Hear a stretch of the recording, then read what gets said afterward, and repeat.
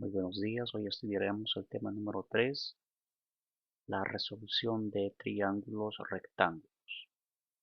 Empecemos por la introducción. En este tema estudiaremos la resolución de triángulos rectángulos y algunas de sus aplicaciones. Empecemos hablando qué es un triángulo rectángulo. Un triángulo rectángulo es cuando uno de sus ángulos tiene la medida de 90 grados. En este caso, este triángulo es un ángulo agudo. Acá tiene un ángulo agudo y uno de sus ángulos tiene 90 grados. Este cuadrado significa que acá el ángulo C tiene 90 grados. Bien, para resolver un triángulo rectángulo se necesita conocer tres aspectos fundamentales, entre los cuales tenemos las razones trigonométricas o funciones trigonométricas. Hablaremos en este caso del ángulo A. El ángulo A.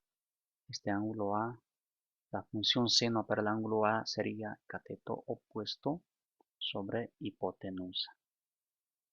Coseno del ángulo A, cateto adyacente sobre hipotenusa. Tangente del ángulo A, cateto opuesto sobre cateto adyacente. Pero si hablamos del ángulo B, las relaciones o funciones van a ser distintas. En este caso ya será cateto adyacente al que está a su frente sobre hipotenusa. Coseno del ángulo B, cateto adyacente sobre hipotenusa. Tangente del ángulo B, cateto opuesto sobre cateto adyacente. Entonces no confundamos que cuando hablamos de diferentes ángulos, las relaciones van a ser distintas, pero lo que no va a cambiar será la hipotenusa. Siempre va a estar ahí la hipotenusa. Se dice que es el lado más largo que los otros catetos. Eso sería el primer aspecto que debemos recordar o conocer, las funciones o razones trigonométricas. El segundo caso que tenemos que recordar es el famoso teorema de Pitágoras. El teorema de Pitágoras nos indica que el cuadrado de la hipotenusa, simbólicamente, es igual al cuadrado del cateto adyacente más el cuadrado del cateto opuesto. Siempre será esto. Este teorema de Pitágoras nos ayuda, nos permite resolver problemas con el hallazgo de lados de un triángulo rectángulo. En este caso, si mi lado desconocido fuera el lado C, entonces tendría que utilizar estas fórmulas. ¿Ya? Entonces, ¿cuándo se utiliza este teorema de Pitágoras? Cuando yo conozco dos lados. Sí o sí tengo que conocer dos lados. Puede ser C, puede ser A, para encontrar B.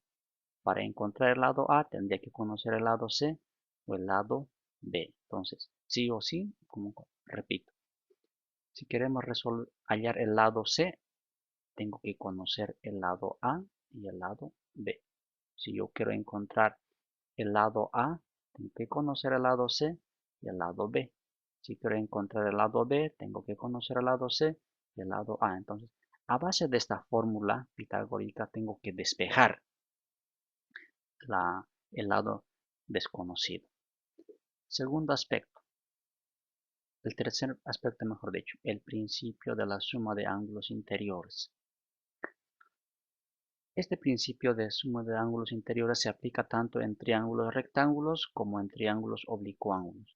¿Qué nos dice? En todo triángulo la suma de sus ángulos interiores es igual a 180 grados. Significa que el ángulo A, el ángulo B y el ángulo recto siempre serán 180 grados. Entonces matemáticamente vamos a simbolizar de esta forma. El ángulo de 90 grados más el ángulo A más el ángulo B es igual a 180 grados.